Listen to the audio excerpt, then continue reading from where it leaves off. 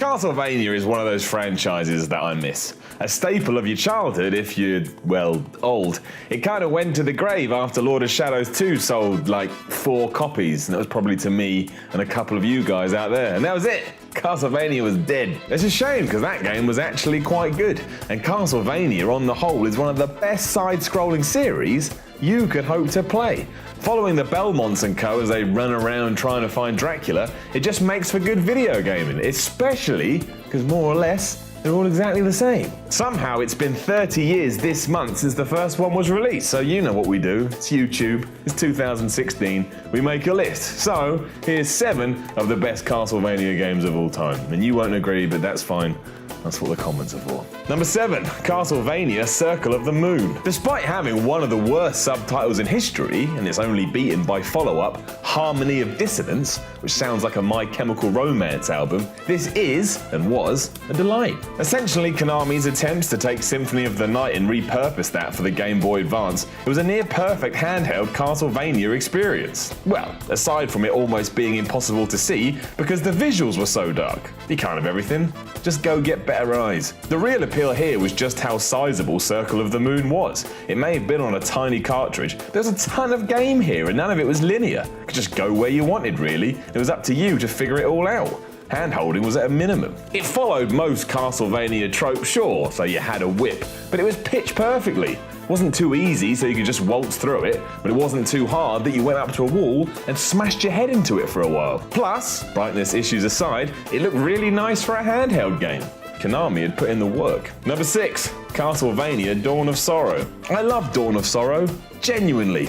It's one of those games that I got for my 3DS before the novelty had worn off, and all these little gimmicks just made me happy about life. Now game consoles don't have any gimmicks. They're just obsessed with 4K visuals, and I'm just an empty vessel floating through my existence.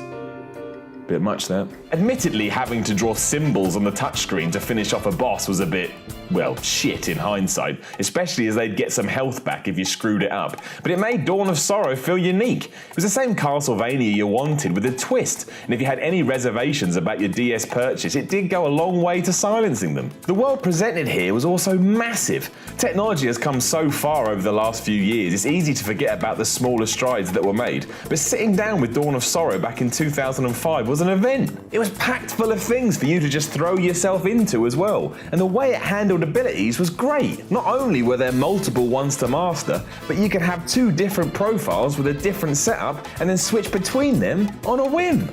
It's pretty good, that. Number 5, Castlevania Aria of Sorrow. Aria. The prequel to Dawn of Sorrow, Aria of Sorrow was the GBA's best Castlevania game and took a genuine risk with its setting by moving it to the future. All this while you've been running around medieval ties tasseling with Dracula, and now you were in the year 2048. Wasn't the year 2048. This is where the tactical soul system was introduced, and used again in the sequel, that allowed you to gain new abilities by quite literally sucking them out of your enemies. So basically what Kirby does, but far less harrowing, because when Kirby does it, he's all happy and the colours are all bright, even though you know deep down something awful and terrifying is happening. Something wrong with Kirby. Anyway, following Soma Cruz, who tries to stop the big bad vampire's reincarnation before realising that he's actually the problem to begin with, is just a wonderful take on the Castlevania series, and one that you can still play today and enjoy. So you should go and do that. Stop playing Destiny. Number 4, Castlevania Lords of Shadow. Now I don't think this is the best 4th Castlevania game there is. I'd put it like 8th or something. But video gamers Tomori loves it. So here is Tomori to talk about it. So Miller actually should have put Lord of Shadows number 1, as it is the best Castlevania game.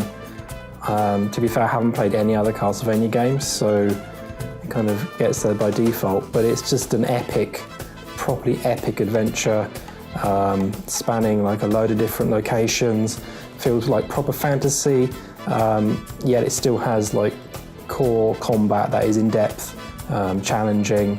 There's a big learning curve to the combat, and it just looks gorgeous as well.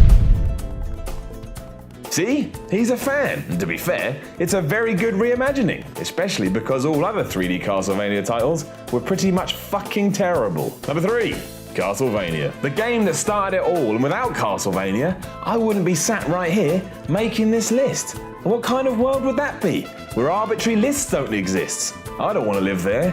I don't think you do either. I tell you what though, the first Castlevania is well hard, like almost too hard. I know it comes from a time and place where this is what games did to condition you to spend more money in arcades, meaning you're just a controlled monkey. But man, this was like pulling teeth. It was different though, and the gothic horror setting wasn't like anything people had seen at that point. It felt adult, and like you could be a grown-up, play this, and that was okay. Unlike Kirby, which you played and felt like you were doing something illegal. It didn't hurt, of course, that you were hunting down Dracula. That's such an easy concept to buy into. People were instantly intrigued, and thankfully, their interest was rewarded.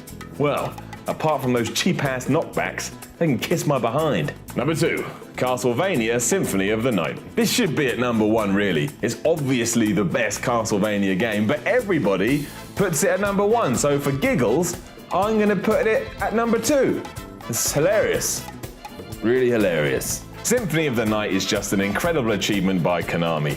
Moving the series forward at exactly the right time, you can now go all RPG and gain experience points to improve your character, which in turn allowed you to do better against some more powerful enemies. The level design was brilliant as well, and the many twists and turns it kept taking you on were riveting. I won't spoil it here because if for some reason you don't know, well, it's better you don't know. But there's a moment during it that will blow your mind. It's that good. The whole thing is just wonderfully put together, and there's a reason why it keeps getting brought up when people talk about Castlevania. It deserves its reputation. Plus it has an amazing soundtrack, so if you can't be bothered to do anything else, just go listen to that. Well easy. Number 1, Super Castlevania 4. Super Castlevania 4 is brilliant. You need to understand the context of when it was released to get the most out of it, but the fact you could now whip in 8 different directions, grapple hook on stuff, and move when you were crouched or when you were jumping was life-affirming. Screw all this 4K HDR lighting, I want to be able to whip and move. It also looked awesome and, once again, proved that Castlevania is right up there when it comes to the best music in games. The SNES made everything feel new and exciting again, even if it was so obviously Castlevania. It was like waking up on Christmas and then finding out you were actually Jewish, so you got to experience Hanukkah, which is basically Christmas, but over 8 days, and therefore it's better. So there you go. Super Castlevania 4 is the best Castlevania game because it's like Hanukkah. Didn't see that coming, did you?